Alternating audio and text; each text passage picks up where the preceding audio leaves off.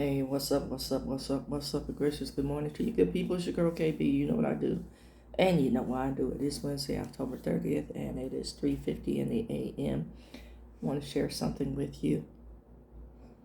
You know, I've been kind of, I want to say, hard hitting this morning, and this message is no different, but I'm gonna open a window of hope, encouragement, and quite possibly thought.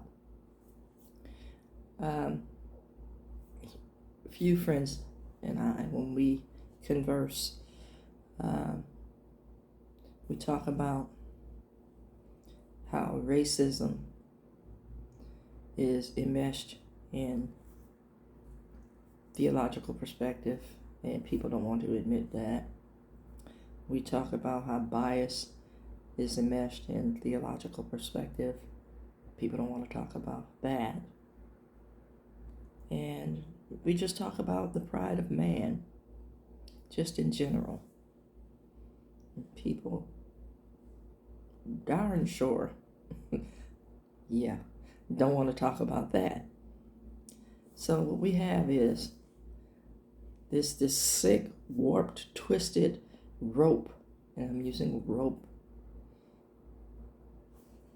because it bears significance in this level of conversation. We have this rope of theology that is fundamentalist, nationalist, somewhat patriotic, okay? But it's also bigoted, racist,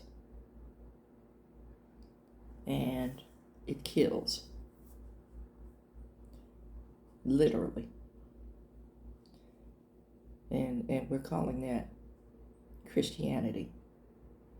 You see, my friends and I have adopted this phrase when we use the word Christianity. Small c or capital C. You know. And most of us are small c.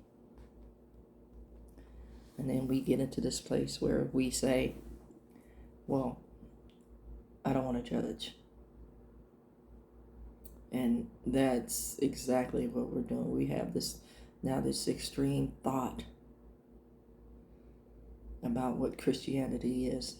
And the word merely means to be Christ identified.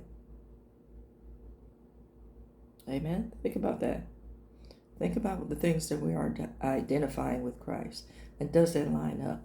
And for the folks who don't believe fundamentalism, nationalism, patriotism, racism, and bigotry are enmeshed in our theology and our theological practices, then why is Sunday from 9 to noon, why are those the most segregated hours in this country? I want you to think about that. You know, and then we get to this place now where we're big C, little c. Then we get to this place where the word Christianity doesn't mean anything.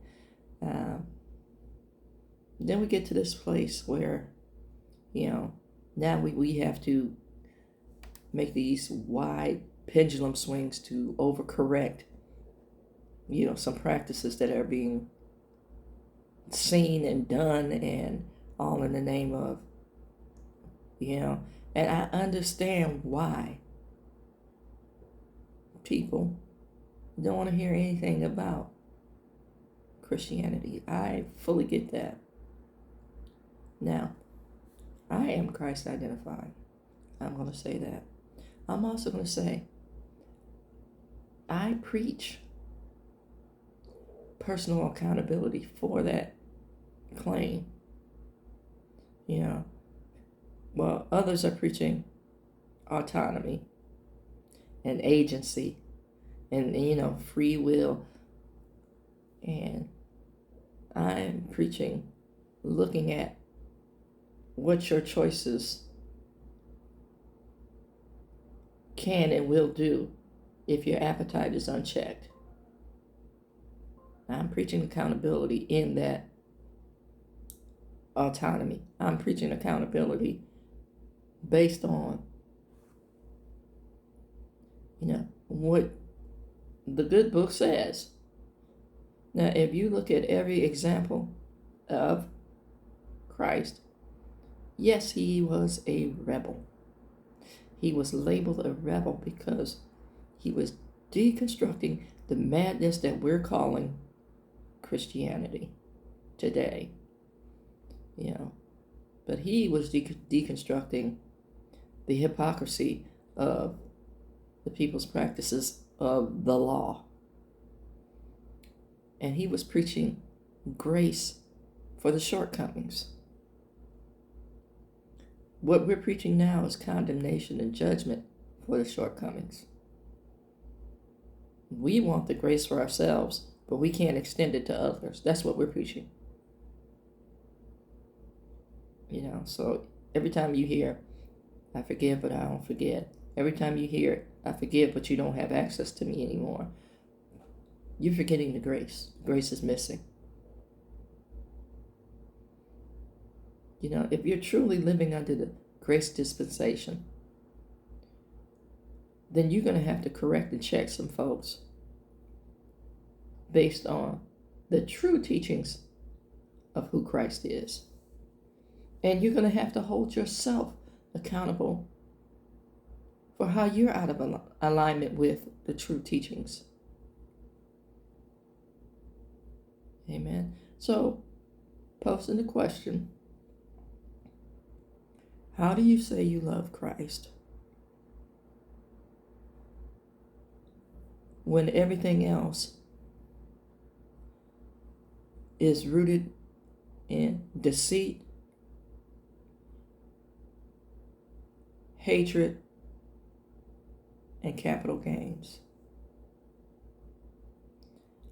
So, all that being said, I'm going to go to my hood best and say, what set you from, fool? You repping the Pharisees or you repping the Sadducees? What's good? Think about what I just said.